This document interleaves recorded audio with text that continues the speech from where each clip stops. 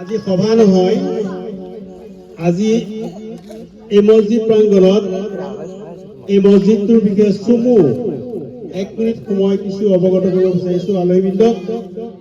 1824 চনত 514 দাগ নম্বৰত পূৰ্বপুৰুষ পুৰোধা ব্যক্তিসকলে ইয়াতে খেৰৰ জুপুৰি এটা লৈ ধৰ্ম অনুযায়ী নামাজ কায়েম কৰিবৰ কাৰণে এই অনুষ্ঠানত এইডোখৰ ঠাইতে আৰম্ভ কৰিছিল। আমাৰ উপস্থিত যিসকল আলহী আছে, অতিথি আছে, তেখেতসকলক আমি এতিয়া আদৰণি জনাব বিচাৰিছোঁ আমাৰ ৰাইজৰ ফালৰ পৰা। আমি প্ৰথমেই আমাৰ অঞ্চলৰ বয়োজ্যেষ্ঠ এসময়ৰ চাণক্য, আপোনালোকে বহুতে গম নাপায়, এসময়ৰ চাণক্য খ্যাত এই অঞ্চলৰ প্ৰাক্তন প্ৰধান শিক্ষক, কলাখনি সাংস্কৃতিক ক্ৰীড়া সন্থাৰো প্ৰাক্তন সভাপতি আৰু বিভিন্ন অনুষ্ঠানৰ লগত জড়িত শ্ৰীযুত ভোলানাথ শইকীয়াদেৱক এখন ফুলাম গামোচাৰ আদৰৰ বাবে আমাৰ কমিটিৰ সভাপতি মজনুৰ হুছেইন বৰাদেৱক মই অনুৰোধ জনাইছোঁ।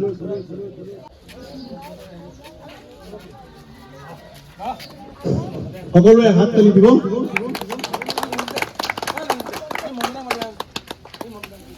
ইয়াৰ পিছত আমি আমাৰ কাষৰ গাঁৱৰ বামুণ গাঁৱৰ চৰকাৰী গাঁও প্ৰধান দেৱক এখনি ফুলাম গামোচাৰ আদৰৰ বাবে আমি হাজী ইদ্ৰিছ আলী হাজৰিকা দেৱক আমি অনুৰোধ জনাইছোঁ। এই তখন আগত পাঠ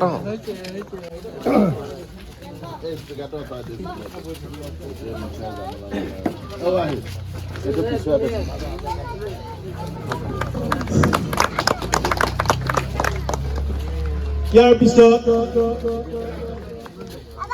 শংকৰ সংঘৰ বিশেষ কৰ্মকৰ্তা, এসময়ৰ ছাত্ৰ সন্থাৰ সহকৰ্মী আৰু বিভিন্ন সামাজিক কামত জড়িত কাষৰ গাঁৱৰ বামুণ গাঁৱৰ শ্ৰী দিগন্ত শইকীয়াদেৱক এখনি ফুলাম গামোচাৰ আদৰৰ বাবে আমি মিজানুৰ হাজৰিকাক অনুৰোধ জনাইছোঁ।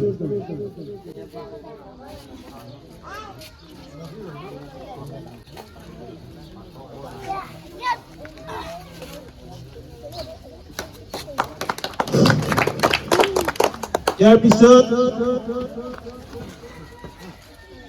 কলাখনি গাঁৱৰ প্ৰাক্তন আৰক্ষী বিষয়া শ্ৰী ৰাজেন শইকীয়াদেৱক এখনি গামোচাৰে আদৰিবলৈ মই ৱাহিদুৰ ৰহমানক অনুৰোধ জনাইছোঁ।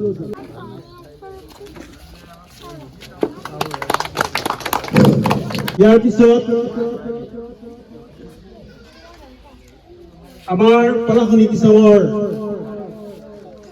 গাঁও প্ৰধান শ্ৰীযুত মন্টু বৰাদেৱক এখনি ফুলাম গামোচাৰ আদৰিবলৈ মই হাছিমুদ্দিন হাজৰিকাক অনুৰোধ জনাইছোঁ।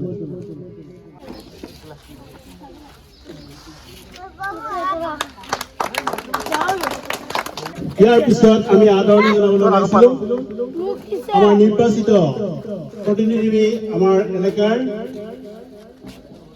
শ্ৰীযুতা অনামিকা বৰাক এখনি ফুলাম গামোচাৰ আদৰিবলৈ আমি অনুৰোধ জনাইছোঁ স্নেহা হুছেইন হাজৰিকা।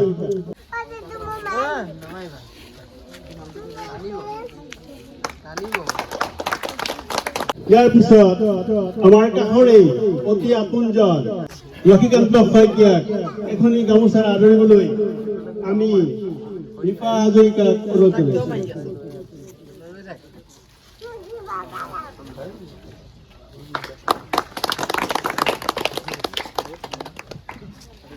কাষৰে দীপক শইকীয়াক এখনি ফুলাম গামোচাৰে আদৰিবলৈ আমি মুকুতা হাজৰিকাক অনুৰোধ জনাইছোঁ।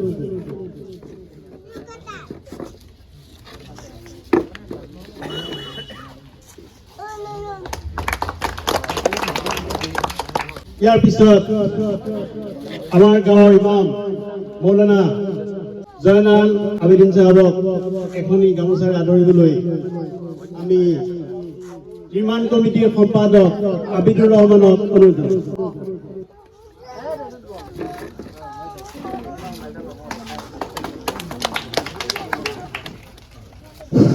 ইয়াৰ পিছত আমাৰ এই সন্মানীয় পৰম পূজনীয়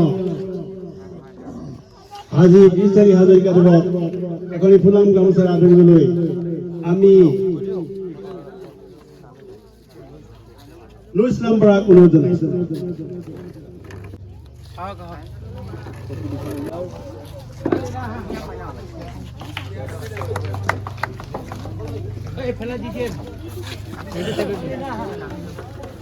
ইয়াৰ পিছত আমি আদৰণি জনাবলৈ ওলাইছো আমাৰ গাঁৱৰে নিবাসী হাজী আবু হুছেইন হাজৰিকাদেৱক এখনি ফুলাম গামোচাৰে আদৰিব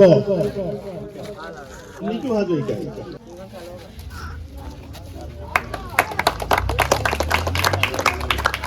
আমাৰ মাজত আমন্ত্ৰিত অতিথি জানুমণি বৰা আৰু লীনা শইকীয়া আঞ্চলিক সদস্য উপস্থিত হৈছেহি। আমি লীনা শইকীয়াক এখনি গামোচাৰে আদৰিবলৈ আমি সাদৰেৰে অনুৰোধ জনাইছোঁ।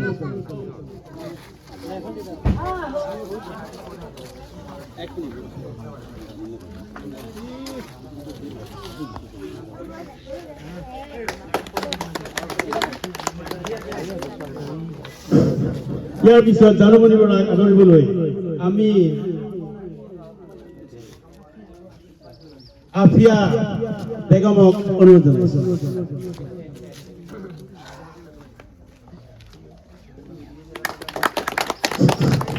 আমাৰ সদ্যহতে আদৰণি পৰ্ব আমি স্থগিত ৰাখিছোঁ।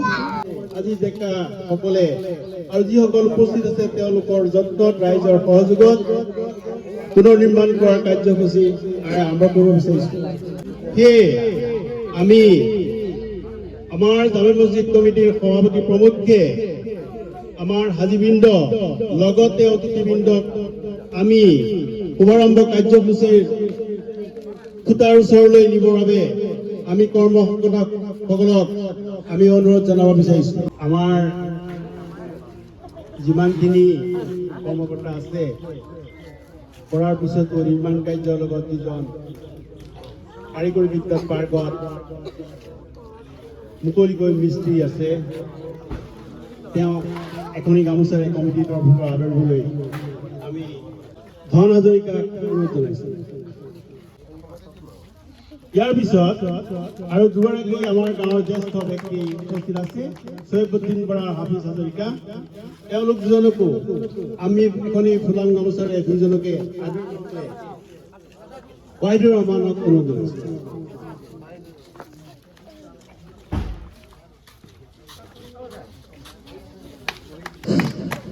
আসিফ হাজৰিকাক আমি হাফিজ হাজৰিকাদেৱক এখনি গামোচাৰে আদৰিবলৈ অনুৰোধ জনাইছোঁ।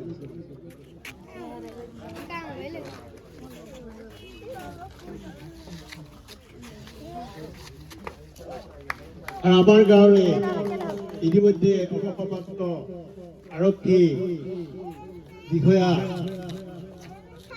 ইতিমধ্যে অৱসৰ আছে আমাৰ মাজত উপস্থিত আছে। শ্বৰীফ বৰাদেৱক এখনি গামোচাৰে আদৰিবলৈ আমি দীপ হাজৰিকাক অনুৰোধ কৰিছোঁ।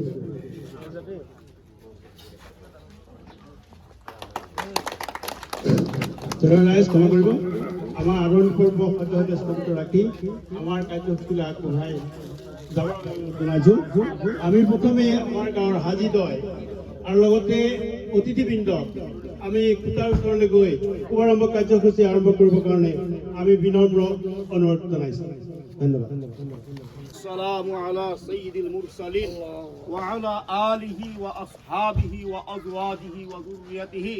قال النبي صلى الله عليه وسلم اللهم اغفر لنا قبل الموت وارحمنا عند الموت ولا تعذبنا بعد الموت ولا تحاسبنا يوم القيامة إنك على كل شيء قدير.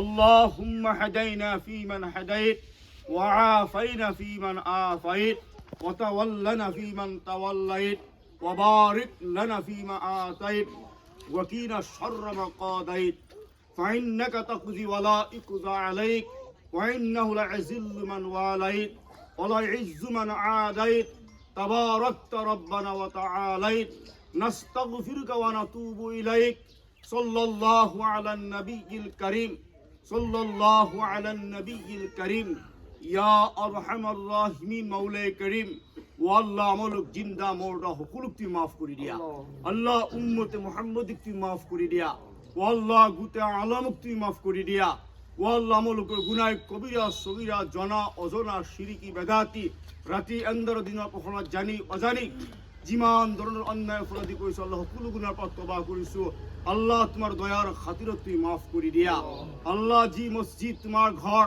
আজি আল্লাহ আজি প্ৰথম আৰম্ভণি কৰিব লৈছো আল্লাহ এই ঘৰৰ সম্পূৰ্ণ কাম তোমাৰ গাইবত সহায় কৰিবা মৌলা তোমাৰ ৰহমতৰ পৰা এখন ঘৰ তোমাৰ ঘৰ মসজিদ বনোৱাৰ তুমি তৌফিক দিবা মৌলা আল্লাহ এই মজলিসত আল্লাহ মুৰব্বী সকলক লৈ আল্লাহ তোমাক চাহি দুটা হাত উত্তোলন কৰিছো মৌলা আল্লাহ তোমাৰ ৰহমৰ কৰম আমালোকৰ নাজিল কৰি দিয়া মৌলা আল্লাহ প্ৰত্যেকৰ দিলৰ জায়েজ মাকাসিদ তুমি পূৰা কৰি দিয়া আল্লাহ গোটেই পৃথিৱীৰ জমিনত তুমি শান্তি দান কৰা আল্লাহ ভাৰতৰ জমিনত তুমি শান্তি দান কৰা মৌলা আমি সকলো একেলগত মিলিজুলি থকা তুমি তৌফিক দিয়া মৌলা রব্বানা তাকাব্বাল মিন্না ইন্নাকা আনতাস সামিউল আলিম وتب علينا يا مولانا إنك أنت التواب الرحيم وصلى الله تعالى على خير خلقه محمد وآله وأصحابه أجمعين آمين آمين برحمتك يا رحمن الرحيم মোর মনভেদ ভাবনায় আল্লাহ মোর মনধিন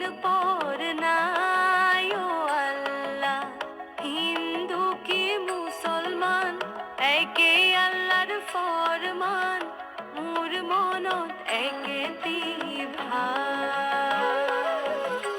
মোর মনভেদ ভাবনায়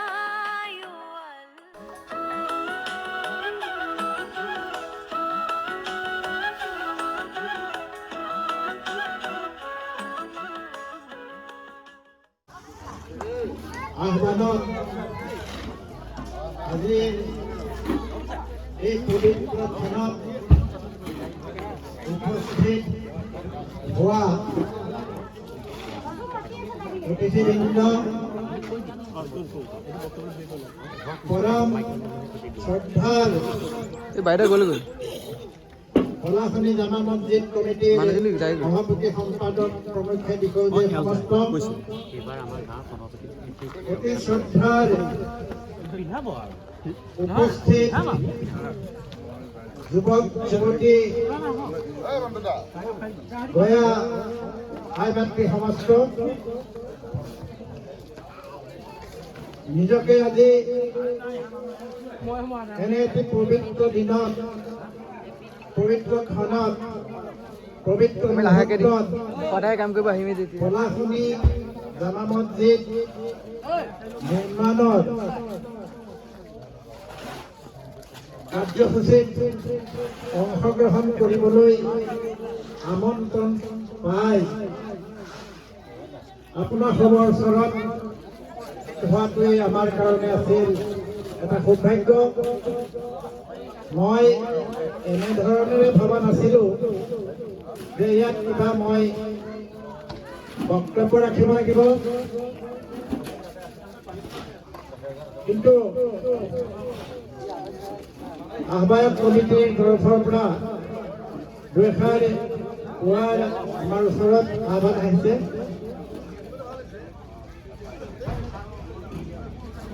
আৰু তাৰ প্ৰতি সন্মান জনাই মই আৰম্ভ কৰিব বিচাৰিছোঁ ঢেৰ বেছি ক'ব পৰাকৈ যোগ্যতা আমাৰ আছে বুলি আমি নাভাবোঁ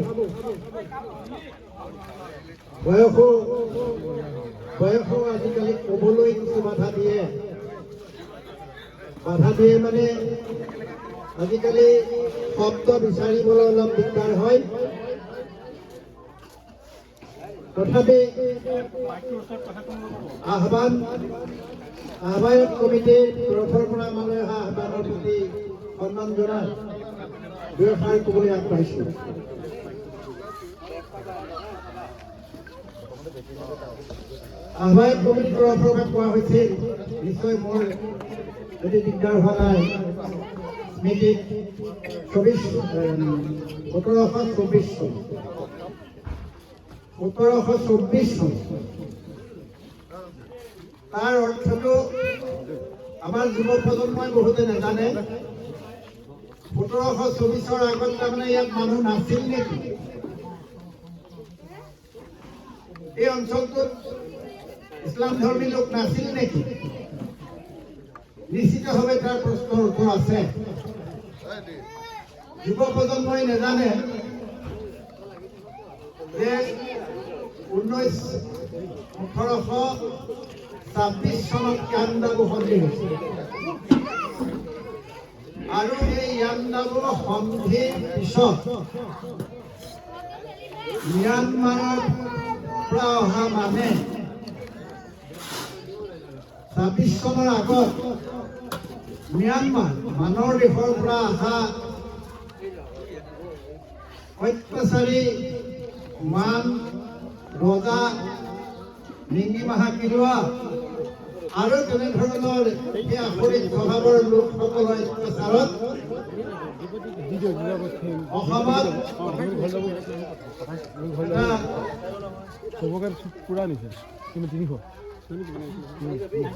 অচলা অৱস্থাৰ সৃষ্টি কৰিছিল। 16 শতিকাত আহোমে ৰাজত্ব কৰিছিল আৰু সেই ৰাজত্ব কালতেই 16 শতিকালৈকে ৰাজত্ব কৰিছিল আৰু 1612 শতিকাৰ পৰা আৰু সেই আহোমসকলৰ ৰাজত্ব কালতে ম্যানমাৰৰ মানে অসমত অত্যাচাৰ কৰি এনেধৰণৰ অত্যাচাৰ কৰিছিল, য'ত যি বৰ্ণনা আপোনালোকৰ গাৰ শিয়ৰি উঠিব। মাইকী মহিলাসকলৰ ওচৰৰ পৰা কেঁচুৱা টানি আন গছলৈ মাৰি আম খাইছিল। মাইকী মানুহৰ মহিলাসকলৰ দুটা ভৰিত ধৰি টানি ফালি পেলাইছিল। সেইসকলে মানে অসমক আক্ৰমণ কৰি এনেধৰণৰ এটা অত্যাচাৰৰ সৃষ্টি কৰিছিল। উজনি অসমৰ শিৱসাগৰ, মৰাণ, যোৰহাট, লখিমপুৰ, ডিব্ৰুগড়, য'ৰ যি মানুহ আছিল, ক'ৰ পৰা ক'লৈ ক'ত আহি বাস কৰিছিল, এই অৱস্থিতিৰ কথা ইতিহাসে কোৱা কথাখিনি আজিৰ প্ৰজন্মই নাজানে। গতিকে সেই আহোম ৰাজত্বত মানে আক্ৰমণ কৰাৰ পিছত ব্ৰিটিছ সাম্ৰাজ্য যেতিয়ালৈকে কলিকতালৈকে আছিল, মণিৰাম দেৱান প্ৰমুখ্যে কিছু লোকে ইংৰাজৰ সহায় লৈ মানৱ খেদিবলৈ ব্যৱস্থা কৰিছিল আৰু এই খেদা মুহূৰ্তৰ শেষ হৈছিল 1826 চন। অৰ্থাৎ 1826 চনত মানৱ অসমৰ পৰা খেদি ম্যানমাৰত চুক্তি হৈছিল। সেইখনেই হ'ল ইয়াণ্ডাবু সন্ধি।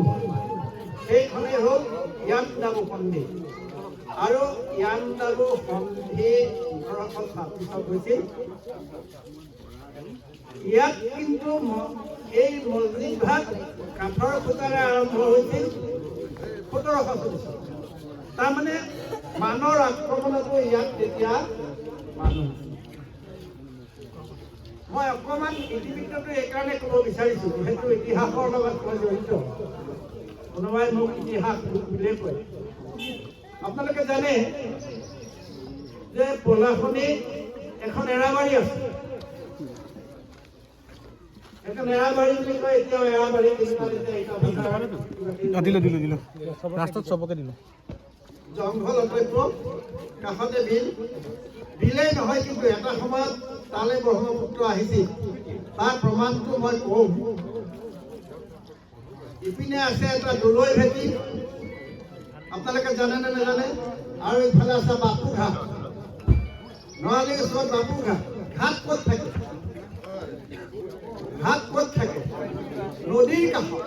তাৰমানে ব্ৰহ্মপুত্ৰ আমাৰ ইয়ালৈকে আছিল। সেই মুহূৰ্তৰ পৰা এৰাবাৰী এৰি আহি আকৌ ৰাস্তাৰ ইলুটিত মানুহে বাস কৰিব পৰা অৱস্থা হৈছিল। আৰু ১৭২৪ খ্ৰীষ্টাব্দত চনত যি মছজিদ ইয়াত প্ৰতিষ্ঠা হৈছিল, তেতিয়াহ'লে ইয়াৰ এই গাঁওখন ১৭২৪ পৰা গন্তি কৰি তাৰো নিশ্চয় ১০ বছৰ আগতে মানুহখিনি গোট খাইছিল বা ৫ বছৰ আগত গোট খাইছিল।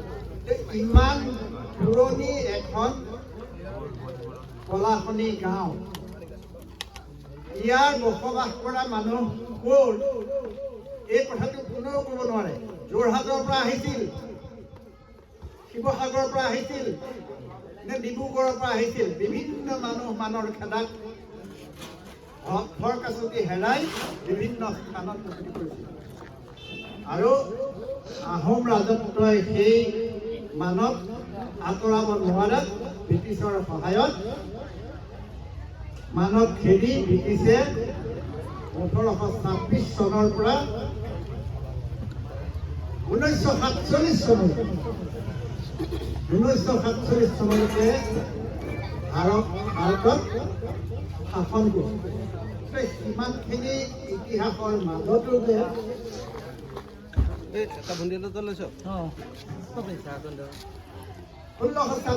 আৰু ১৭২৪ এই দুবছৰ কম ৯৮ বছৰৰ আগতেই এই গাঁৱলৈ এই ইছলাম ধৰ্মী লোকসকল আহিছিল। আৰু ইছলাম ধৰ্মী লোকসকলে আহিছিল নিশ্চয় পলাশনিৰ কাষে কাষে থকা পুৰণি পলাশনি বিভিন্ন ঠাইৰ মানুহবিলাক আহিছিল। কিন্তু কোনেও ক'ব নোৱাৰে মই যোৰহাটৰ পৰা আহিছিলোঁ, ডিব্ৰুগড়ৰ পৰা আহিছিলোঁ, তিনিচুকীয়াৰ পৰা আহিছিলোঁ। কিয় আহিছিলোঁ? মানৰ ক্ষেত্ৰত আহিছিলোঁ। মানৰ অত্যাচাৰত দিন ৰাত পলাবলগীয়া হৈছিল। সেই মুহূৰ্তৰ পৰা আজি এই ২০২৬ চনলৈ ১৭২৪ পৰা আজি ২০২৬ চনলৈ এই জেগাত আমি দেখা মনত পৰা কাঠৰ ঘৰটো মনত নাই, টিনৰ চালিখন, কিন্তু ইটাক কি ভাঙি চাট দিয়া অৱস্থাটোৰ কিন্তু নীতি মনত আছে। যিহেতু পলাশনি শ্ৰীমন্ত শংকৰদেৱ সংঘ ৩০ চনত জন্ম হৈছিল, ১৯৩০ চনত। গতিকে এই মছজিদৰ মুখেদিয়ে আমি পলাশনি সংঘলৈ ৮ বছৰ ৭ বছৰ বয়সৰ পৰা গৈছিলোঁ। আৰু এইপিনে স্কুললৈ গৈছিলোঁ আমি সৰুৱে নিবামত গাঁৱৰ যিখন LP স্কুল ৬৪ নম্বৰ ৩২ নং পলাশনি। গতিকে এই পুৰণি ইতিহাসে পলাশনি মুছলমান গাঁওখনৰ কালি প্ৰতিষ্ঠিত এখন গাঁও বুলি প্ৰমাণ কৰেনে? নিশ্চিত হৈ নকৰে। আৰু এই নকৰাৰ কাৰণে আমি ক'ব লাগিব যে অতি ঐতিহ্যপূৰ্ণ এই গাঁওখনত, ঐতিহ্যপূৰ্ণ এই মছজিদ ভাগত, জামা মছজিদ ভাগত আমি বহু কনিষ্ঠ লোকসকলৰ, যিসকল লোকে প্ৰতিষ্ঠা কৰিছিল, বহু কনিষ্ঠ হৈ আজি আমি পুনৰ নিৰ্মাণতহে আমি ইয়াত অংশগ্ৰহণ কৰিব পাৰিছোঁ। নিজকে ধন্য মানিছোঁ। আজি মনত পৰিছে প্ৰথম হাজী উছমান আলী, তাৰপিছত ইয়াত যি মুহূৰ্তত নামাজ দিছিল, সেই সময়ত কিন্তু ইয়াত নামাজত উছমান বৰ্তাৰ আগত উছমান কোনো হাজী নাছিল। তেতিয়া কিন্তু আজান আমি শুনিছিলোঁ, আৰু সেই আজান কিন্তু পলাশনি মুছলমান গাঁৱৰ হাজীয়েই নামাজ দিছিল। আৰু ৫ ওয়াক্ত নামাজৰ ইতিহাসটো তেতিয়াৰ পৰাই প্ৰচলন কৰিছিল। কিন্তু পৰৱৰ্তী সময়ত এই হাজী গাঁৱত নোহোৱাৰ অৱস্থাটো কিন্তু দুখৰ বুলি মই আপোনালোকৰ কেনেভাৱে লয় মই ক'ব নোৱাৰোঁ। এই গাঁৱত যদি এটা মছজিদ আছে তাত এজন নহয় 3জন হাজী নামাজ দিব পৰা হাজী প্ৰতিষ্ঠা কৰাটো কিন্তু গাঁওখনৰ দায়িত্বৰ। মোৰ যদি এটা নামঘৰ আছে আমি নাই তেতিয়াহ'লে মোৰ নামঘৰটোত এজন নামাচাৰ্য, এজন মায়ন, এজন গায়ন, এজন সূত্ৰধাৰী প্ৰস্তুত কৰাটো কিন্তু সেই অনুষ্ঠান। গতিকে মই আজি ক'ব বিচাৰিছোঁ যে পুৰণিৰ সেই ওচমান বৰ্তাৰ আগত যোনে এই গাঁৱৰে কোনোবাই, মই জানো আমাৰ আলিমুদ্দিন নামাজী হেৰি দিছিল, মোৰ মনত আছে। তাৰপিছত ইয়াতেই আছিল, এই গাঁওখনেই আছিল এনে এখন গাঁও। শাহজাহানে তাজমহল সাজিছিল। তাজমহলৰ নিৰ্মাণ কাৰকজন আছিল আজিমুল। আৰু এই গাঁওখনো আছিল, কিন্তু তেনেধৰণৰ নিৰ্মাণ কাৰ্যত জড়িত প্ৰতিজন ব্যক্তিয়ে, মই ক'ব বিচাৰোঁ এটা সময়ত মই যদি গন্তি দিওঁ, আমাৰ চাদেৰ বাইদেউৰ জন চেফ, আমানুদ্দিন, ইছমাইল, বিচাৰ প্ৰজাত নিজাম কাই, ভৰত কাই, ক্ৰয়বদ্দিন প্ৰমুখ যিসকল আছিল তেখেতসকলো কিন্তু নিৰ্মাণকৰ্তাই আছিল। এনে এই মছজিদ নিৰ্মাণৰ ক্ষেত্ৰত মই ভাবোঁ সেই মুহূৰ্তৰ মানুহখিনি থকাহেঁতেন নিশ্চয় আজি বেলেগ এজনক আমি নিৰ্মাণ কৰিব লগা নহ'ল। আমি কিন্তু সৌভাগ্যৱান, মই কৈছোঁ যে আমি সৌভাগ্যৱান। কাৰ মনত নাই 1976 চনৰ 2 অক্টোবৰত পলাশনী শ্ৰীমন্ত শংকৰদেৱ সংঘৰ পৰা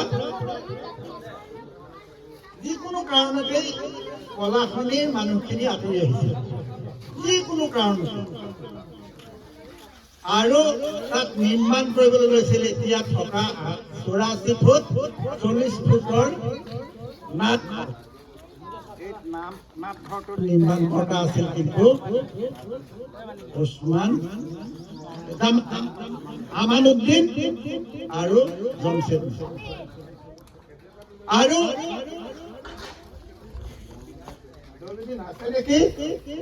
বিনা পইচাত কিমান দিন সেই অনুষ্ঠানটোত কাম কৰিছিল মই দেখাহে, পৰিচালনা কৰাত তেতিয়া নাই। কাৰণ তেতিয়া লাগে 73 বছৰত, মোৰ এতিয়া বয়স 26 বছৰ হৈছে।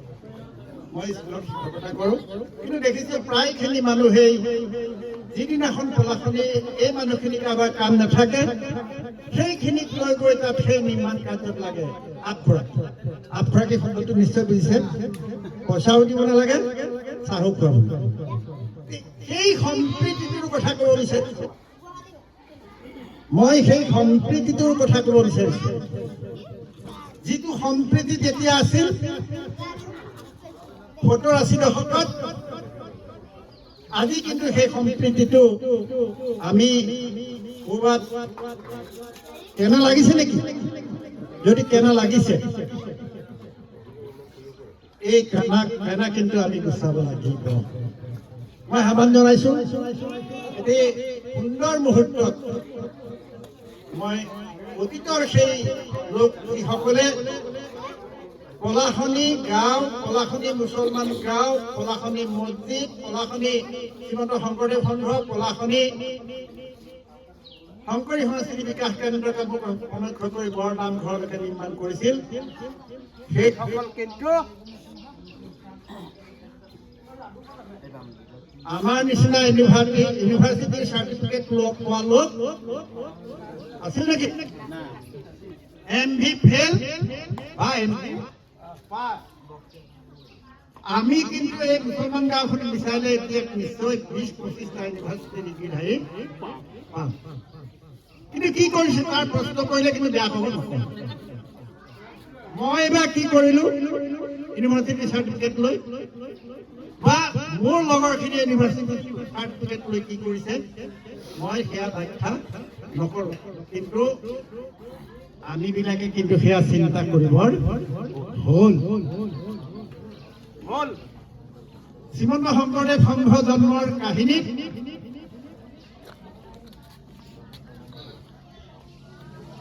ৰমাকান্ত মুক্তিৰ আটা আহি পলাশনিত উপস্থিত হৈছিল। সনত পণ্ডিতৰ ঘৰৰ স্বাৰ্থৰ নভাৰ কাষত বামুণৰ সৈতে হোৱা বিতৰ্কত চাহজত আলি তাত বহি আছিল। এতিয়া কোন বুলি সুধিলে মইহে বুজিছো চাহজত আলি বাহজতৰ বাপেক। বাহজত আকৌ কাইমুদ্দিন বাহাৰুদ্দিনহঁতৰ বাপেক, হয়নে? তাৰমানে যিটো মুহূৰ্তত ইয়াত নামেৰে সৈতে কোনো শ্ৰাদ্ধবিধি পালন কৰা নাছিল, একেশ্বৰবাদটো নাছিল, সেই মুহূৰ্তত চাহজাদ হাজৰিকাই কিন্তু একেশ্বৰবাদৰ সন্মুখত থিয় হৈ কৈছিল, এই নামেৰে তোমালোকে উদ্ধাৰ হ'ব।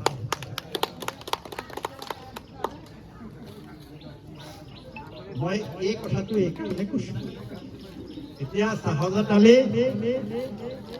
সেই মুহূৰ্তত পলাশনিৰ লগত কেনেধৰণৰ জড়িত, আৰু মই এতিয়া পলাশনি মুছলমান গাঁৱৰ লগত কেনেধৰণে জড়িত হৈ আছো, এইটো বিশ্লেষণ কৰিবৰ সময় হ'ল। কিন্তু মোৰ কথাখিনি যদি অলপ বেকা হৈছে ক'ব বিচাৰিছো। গতিকে আজি এই পবিত্ৰ মুহূৰ্তত মই পুৰণি ঐতিহ্য ঘূৰাই আনিবৰ কাৰণে পলাশনি মুছলমান গাঁৱৰ সমূহ যুৱক যুৱতী পিতৃপুৰুষসকলে যিখিনিয়ে কৰি নগ'ল কিয়, আমি যুৱ প্ৰজন্মই নতুনকৈ অঞ্চলৰ সকলো অনুষ্ঠানৰ লগত সমাজৰ লগত জড়িত হৈ সকলো অনুষ্ঠানকে সকলোৰে সহযোগিতাত আগবঢ়াই নিবলৈ আহ্বান জনাই এই পবিত্ৰ খানাত পলাশনি জামা মছজিদ কমিটিৰ সভাপতি সম্পাদক প্ৰমুখ্যে বিষয়ববীয়াসকললৈ মই কওঁতে কৰা কিবা অপৰাধৰ কাৰণে ক্ষমা বিচাৰি মোৰ বক্তব্য সামৰি লৈছো। কৃষ্ণ।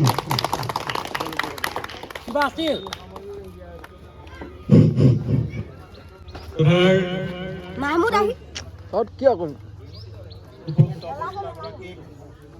মানে আগলৈ আহি যাওক। আমি সমাজৰ তৰফৰ পৰা কৃতজ্ঞতা প্ৰকাশ কৰিছো।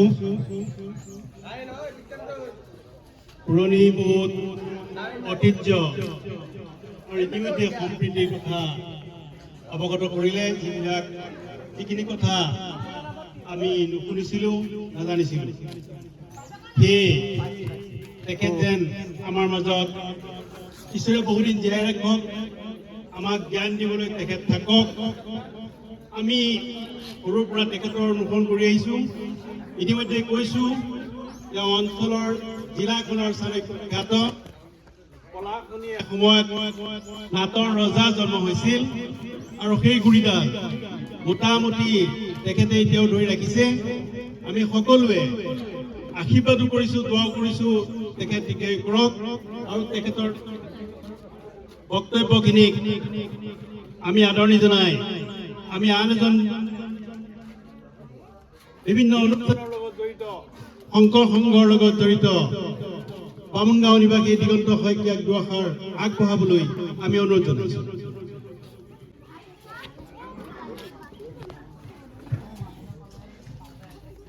কৃষ্ণ। পৰম শ্ৰদ্ধাৰ পলাশনি মুছলিম গাঁৱৰ জামে মছজিদৰ আধাৰশিলা অনুষ্ঠানত উপবিষ্ট থকা আমন্ত্ৰিত অতিথি ভোলানাথ শইকীয়াদেৱৰ লগতে ৰাইজন বৰা ডাঙৰীয়া, দীপক শইকীয়া, লক্ষী শইকীয়াকে প্ৰমুখ কৰি আমাৰ আঞ্চলিক সদস্য আৰু ৱাৰ্ড সদস্যগৰাকী, আৰু উপস্থিত দুজনকৈ গাঁও প্ৰধান, লগতে এই মছজিদ সমিতিৰ পৰিচালনা সমিতিৰ সভাপতি সম্পাদক প্ৰমুখ্যে গাঁৱৰ শ্ৰদ্ধাৰ বয়োজ্যেষ্ঠসকল, আই মাতৃসকলৰ যুৱ বন্ধুসকল, আজিৰ এই পলাশানী মুছলিম গাঁৱৰ এই মছজিদ ভাগৰ আধাৰশিলা অনুষ্ঠানলৈ আমাক সকলোকে যে আমন্ত্ৰণ কৰিছে, ইয়াৰ লগত পূৰ্বৰ কিছু ইতিহাস জড়িত হৈ আছে আৰু এই মছজিদ ভাগৰ ইতিহাসৰ বিষয়ে আৰু এইখন গাঁৱৰ লগতে পলাশানী গাঁওখনৰ লগত এইখন গাঁৱৰ সভাৰ কেইটাখানি ব্যক্তিসকলৰ যি মধুৰ সম্পৰ্ক, সেই সম্পৰ্কত আমাৰ ভোলানাথ শইকীয়াদেৱে ইতিহাস সম্পূৰ্ণ বিৱৰি কৰিছে। গতিকে মই ভবাত আমাৰ ক'বলগীয়া বিশেষ একো নাই। তথাপিও সমিতিৰ তৰফৰ পৰা যিহেতু দুআষাৰ ক'বলৈ কৈছে, বিষয়টো হ'ল আমি জিকিৰসমূহত দেখোঁ ঈশ্বৰ আল্লাহ তেৰে নাম ভবা কুসুমতি দিয়ে ভগৱান, ঈশ্বৰ আৰু আল্লাহৰ মাজত কোনো প্ৰভেদ নাই। জিকিৰসমূহত দেখা যায় যে হিন্দু আৰু মুছলিম বুলি কোনো ভাগ নাই, আমি সকলোৱে ইয়াৰ সম্বন্ধটো আমি যদি চাওঁ, আমি শাস্ত্ৰীয় দিশেৰে পাওঁ বা যিবিলাক ইতিহাসৰ বিভিন্ন লিখনিৰ পৰা পাওঁ, যেনেকৈ ৰাম ৰাজ্যৰ দিনত ৰাম আৰু ৰহিম, শ্ৰীমন্ত শংকৰদেৱ গুৰুজনাৰ সময়ত শ্ৰীমন্ত শংকৰদেৱৰ লগত চানখাইৰ যি সম্বন্ধ, শেহতীয়াকৈ শ্ৰীমন্ত শংকৰদেৱ সংঘৰ জন্মৰ সময়ত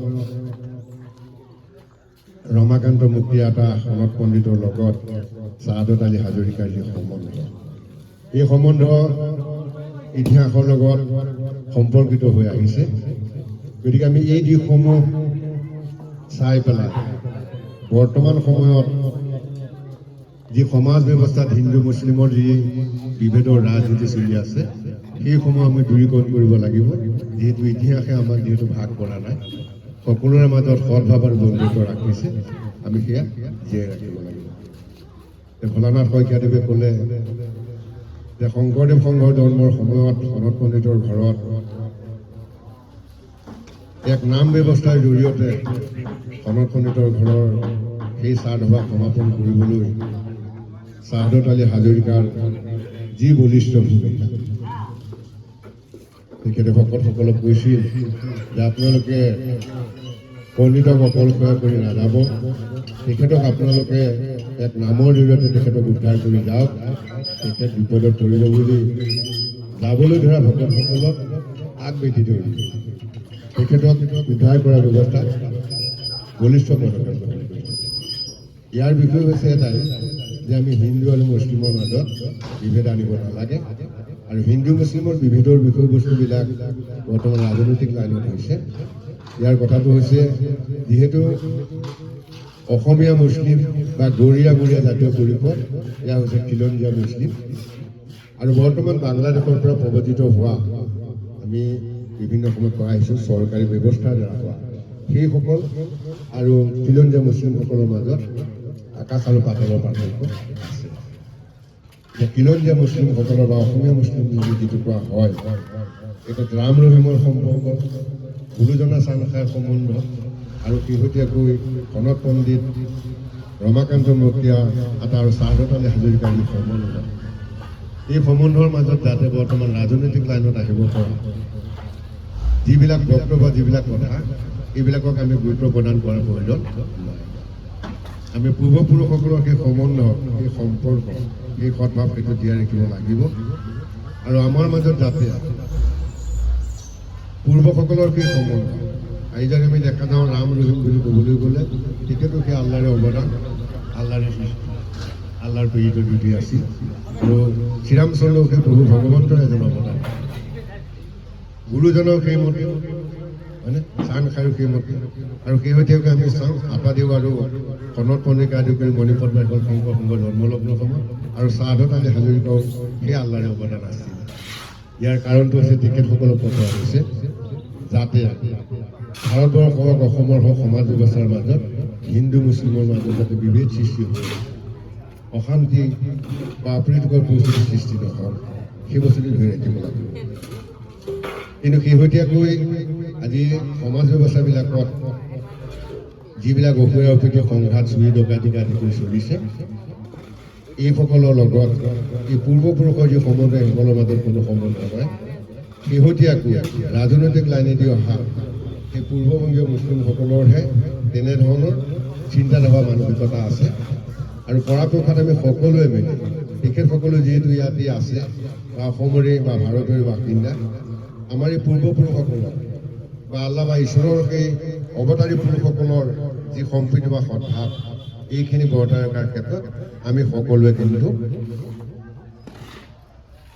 এই ব্যৱস্থাটোত গুৰুত্ব প্ৰদান কৰিব লাগিব আজি মুছলিম বুলি আলোচনা কৰিলে যাতে খিলঞ্জীয়া গৰীয়ামৰীয়া বা পূৰ্ববংগীয় মুছলমান এই যিবিলাক বিষয় এইবিলাকৰ মাজত আপোনালোকে সদ্ভাৱৰ বাণীবিলাক বিলাব আৰু আমি হিন্দুসকলৰ মাজত হয়নে আমি অসমীয়া বা বিভিন্ন জাতি জনগোষ্ঠী বা হিন্দুসকলৰ মাজত আমি যদি সদ্ভাৱবিলাক বিলাই যাওঁ তেতিয়াহ'লে পূৰ্বপুৰুষকো সন্মান জনোৱা হ'ব শ্ৰদ্ধা জনোৱা হ'ব হয়নে গতিকে এই ক্ষেত্ৰত আমাৰ এই অঞ্চলৰ গাঁওখন যিহেতু বামুণ গাঁৱতে কৈৰি বা পলাশনিৰ লগত বিভিন্ন অনুষ্ঠান প্ৰতিষ্ঠানৰ লগত জড়িত আমি আটা দেউল শতবৰ্ষীয় অনুষ্ঠান পাতোঁকৈ এইখন গাঁৱৰ পৰা বয়োজ্যেষ্ঠসকল আই মাতৃসকল সেই 2 দিনৰ অনুষ্ঠানতে সম্পূৰ্ণ সহযোগিতা কৰিছোঁ একেলগে সম্প্ৰীতিৰে আমি অনুষ্ঠান পৰিচালনা কৰিছোঁ সহযোগিতা কৰিছোঁ খোৱা বোৱা কৰিছোঁ গতিকে আমাৰ মাজত যিহেতু বিভেদ নাই ভৱিষ্যতেও যাতে এনেধৰণৰ বিভেদৰ সৃষ্টি নহওক তাৰে আহ্বান জনাইছোঁ যুৱ চাম আছে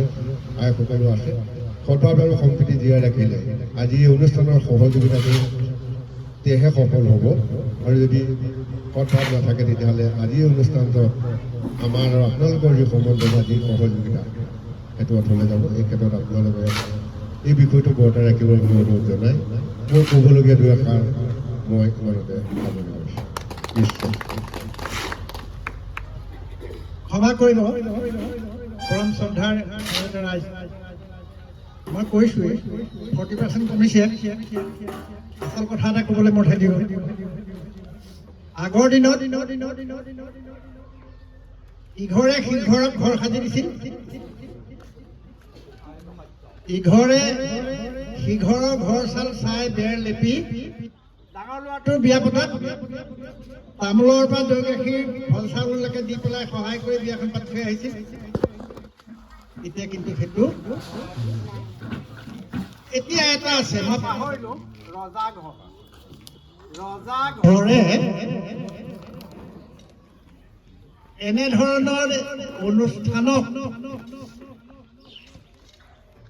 উঠিবলৈ যথেষ্ট অৰিহণা আগবঢ়াই আহিছে আমাৰ ইয়াতো মই 3গৰাকীয়ে দেখিলোঁ আহিছিল সেই সমস্তকে লৈ স্থানীয় বিধায়ককো ওচৰ চুবুৰীয়া মানুহখিনিৰ সৈতে সহযোগিতাৰে আহ্বান জনাই ৰজাঘৰীয়াৰ জৰিয়তেও যদি কিবা কাৰণে অলপ আগবাঢ়িব পাৰি তাৰ প্ৰযত্ন কৰিবলৈ মই কমিটিক আহ্বান জনাইছোঁ আৰু লগতে এটা কথা ক'বলৈ পাহৰিলোঁ মোৰ এই সম্প্ৰীতিটো যিটো মই 1950 চনত জন্ম হৈ 56-57 চনৰ পৰা এই গাঁৱৰ মাজেদি সংঘৰলৈ গৈছিলোঁ LP স্কুললৈ গৈছিলোঁ কৃষ্ণন প্ৰাইমেৰী বিদ্যালয়লৈ পুৰণি হাইস্কুললৈ গৈছিলোঁ সেই সম্প্ৰীতিটোৰ এনাজৰি কিন্তু সাংস্কৃতিক আৰু ক্ৰীড়া সন্ধ্যাটো আছে মৎস্য হাজৰিকাই এমনকে ধান দিছে ৰফিজান হাজৰিকাই ঠিক তেনেধৰণে এমন ধান দিছিল আজিও দি আছে সেই সম্প্ৰীতিৰ এনাজৰিতেই মই পলাশনিৰ যিটি প্ৰতিকৃত এইবাৰ উন্মোচন হ'ল তাৰ শেষৰ ফাঁকিটো কিন্তু হুঁচৰি অসমীয়া সংস্কৃতি হুঁচৰিৰ জৰিয়তে মই আনিছিলোঁ ৰাম ৰহিম এক হৈ বিহু মাৰো আহা তাৰমানে ৰাম পলাশনি ৰহিম মানে যেতিয়াৰ পৰা পলাশনি সাংস্কৃতিক আৰু ক্ৰীড়া সন্থা জন্ম হৈছিল 1931 চন 30 চনত সংঘ জন্ম তেতিয়াৰ পৰা কিন্তু পলাশনি অঞ্চলৰ লগত ৰাম ৰহিম আমাৰ দিগন্ত শইকীয়াই কোৱাৰ দৰে মুক্তিয়াৰ্তা শাহাদাত আলী হাজৰিকা চানখাই শংকৰদেৱ সেই নিচিনাকৈ থাকিবৰ কাৰণে পুনৰ আহ্বান জনাই মই পাহাৰৰ কথাতে দেৰিকৈ হ'লেও আপোনালোকক লাভ কৰিম।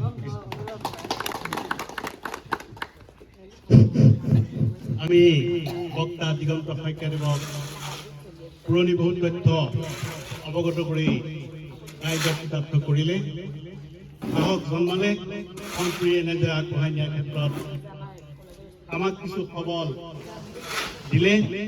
আমি তেখেতলৈ ৰাইজৰ তৰফৰ পৰা আন্তৰিক অভিনন্দন কৃতজ্ঞতা জ্ঞাপন কৰি আমি পুনৰ এজন আলহী অতিথি ৰাজেন শইকীয়াদেৱক আগবঢ়াব পাইছোঁ।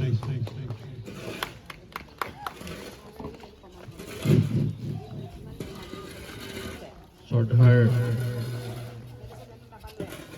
পলাশনী এই মুছলমান গাঁৱৰ জামে মছজিদৰ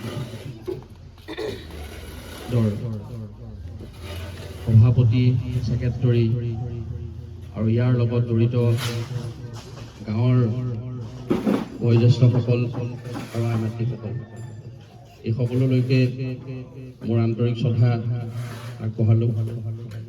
আজি এই আমাৰ মনত নাই, তথাপিও এই পবিত্ৰ অনুষ্ঠানত আজি ভাগ ল'বলৈ পাই নিজকে সুখী অনুভৱ কৰিছোঁ আৰু ভাল লাগিছে। মনত পৰিছে সেই অতীতৰ পুৰণা মানুহখিনিলৈ, যিখিনি অতীতৰ বৰদেউতা ককাইদেউ সেইসকলে পলাশনী মুছলমান বামুণ গাঁৱকে ধৰি আজি ককাই ভাইৰ নিচিনাকৈ যিকোনো অনুষ্ঠানত সহযোগ কৰি শান্তি আৰু সম্প্ৰীতি জীয়াই ৰাখিছে আৰু আগলৈকেও থাকিব বুলি আশা কৰিছোঁ। অনাগত দিনত আমি এনেকৈ সকলোবিলাকে ককাই ভাইৰ নিচিনাকৈ জীয়াই থাকিব লাগিব, নহ'লে আমি নিজকে হেৰুৱাই পেলাব লাগিব, অনুষ্ঠানবিলাক নাইকিয়া হৈ যাব। আৰু এতিয়া এটা কথা ভাল লাগিছে, এটা সময়ত অনুষ্ঠানৰ লগত জড়িত আমাৰ পূৰ্বপুৰুষসকল আছিল যদিও ল'ৰা ছোৱালীবিলাকে যিকোনো সাংস্কৃতিক প্ৰগ্ৰামত অংশগ্ৰহণ কৰিবলৈ নিজকে কুণ্ঠাবোধ কৰিছিল, কিন্তু এতিয়া সেই দিন নাই আৰু সেই দিনবিলাক আচলতে অতীত হৈ গৈছে। বৰ্তমান সময়ত আমাৰ পলাশনীতে হওক, বামুণ গাঁৱতে হওক, এই অঞ্চলত আমাৰ মুছলিম গাঁৱৰো বহুত ল'ৰা ছোৱালী দেখা পাইছোঁ, যিকোনো বিহুৰ ক্ষেত্ৰতেই হওক, সাংস্কৃতিক প্ৰগ্ৰামতেই হওক, এই অনুষ্ঠানবিলাকত জড়িত হৈ তেওঁলোকে গাঁওখনলৈ সুনাম কঢ়িয়াই আনিছে আৰু এই সুনাম যাতে আগলৈও এনেকৈ শান্তি আৰু সম্প্ৰীতিৰ মাজত জীয়াই থাকে তাকে কামনা কৰি এই অনুষ্ঠানত জড়িত আৰু ইয়াত উপস্থিত থকা মোৰ বয়োজ্যেষ্ঠসকললৈ মোৰ সন্মান জনাই মোৰ বক্তব্য মই সামৰণি মাৰিছোঁ। নমস্কাৰ।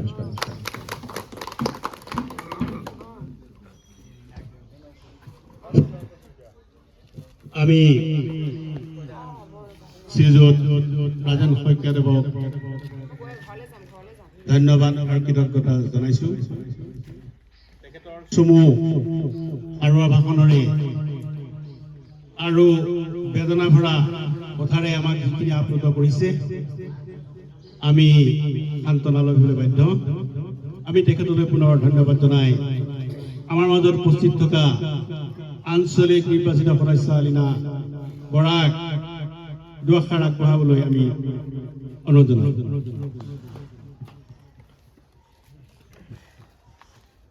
ধন্যবাদ।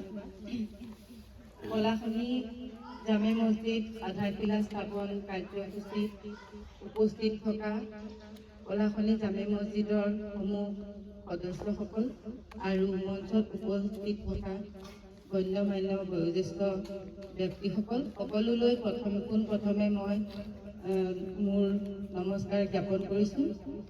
আজি এই শুভক্ষণত উপস্থিত থাকিবলৈ পাই সঁচাকৈ আমি নথৈ আনন্দিত হৈছোঁ।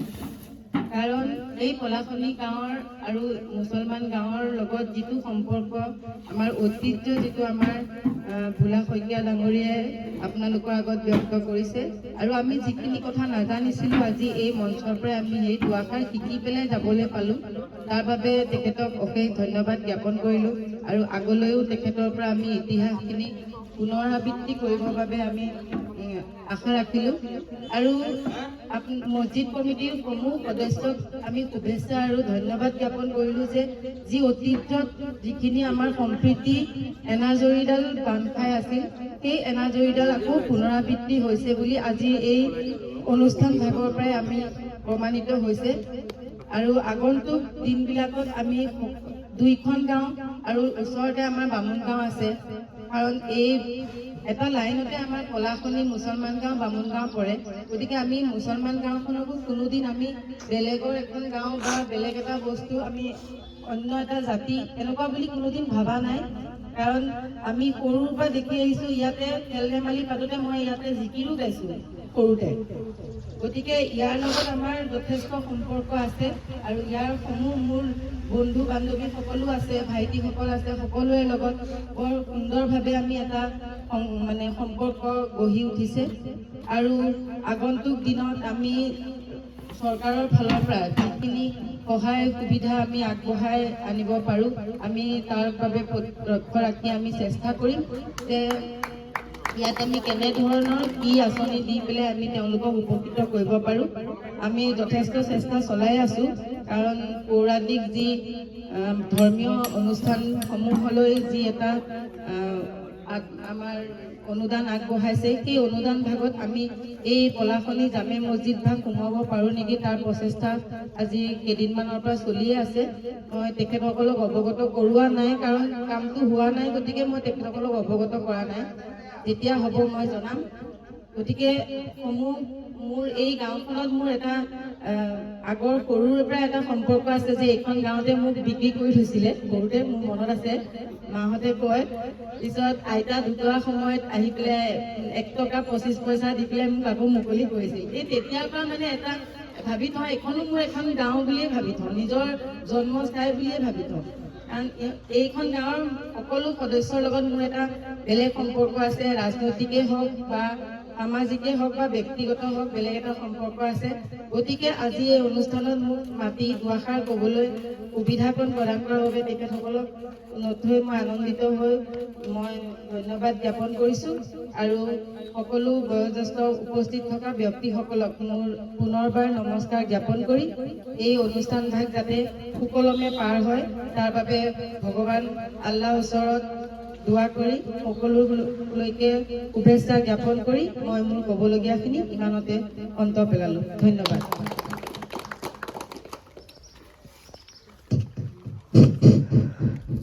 আমি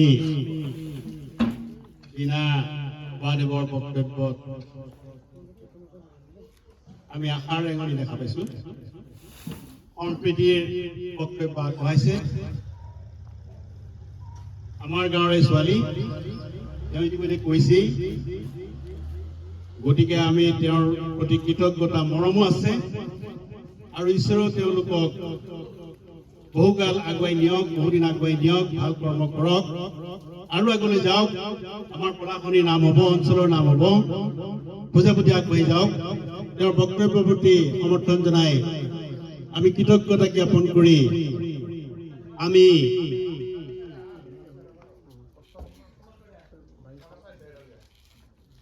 সদ্যহতে আজি শুভাৰম্ভ কাৰ্যসূচী আমি সমাপ্তি হৈছে বুলি আমি একমত পোষণ কৰিব পাৰিম হওক।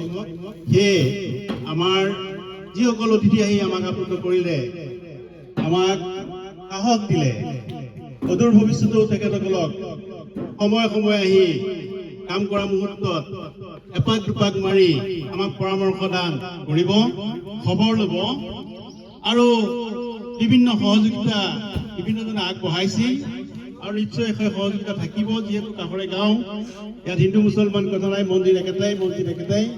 গতিকে সেই কথা আজি আমি দোহাৰিবৰ প্ৰয়োজন নাই। আমি খালি আশা কৰিম আপোনালোকে যেতিয়াই সময় পায় তেতিয়াই আহি আমাক সাক্ষাৎ কৰি, ৰাইজক সাক্ষাৎ কৰি দিহা পৰামৰ্শ দিব। ভুল ভ্ৰান্তি কিবা থাকিলে আপোনালোকৰ পৰা নতশিৰোগত কৰি মাতিবলৈ আমি বাধ্য। যিহেতু আপোনালোকৰ অগ্ৰজ, আপোনালোকৰ সেৱক মাত্ৰ আমি। গতিকে সকলোকে আমি কৃতজ্ঞতা সৰাই আগবঢ়াই আজিৰ অনুষ্ঠানটি ইমানতে সামৰণি মাৰিছোঁ। ধন্যবাদ।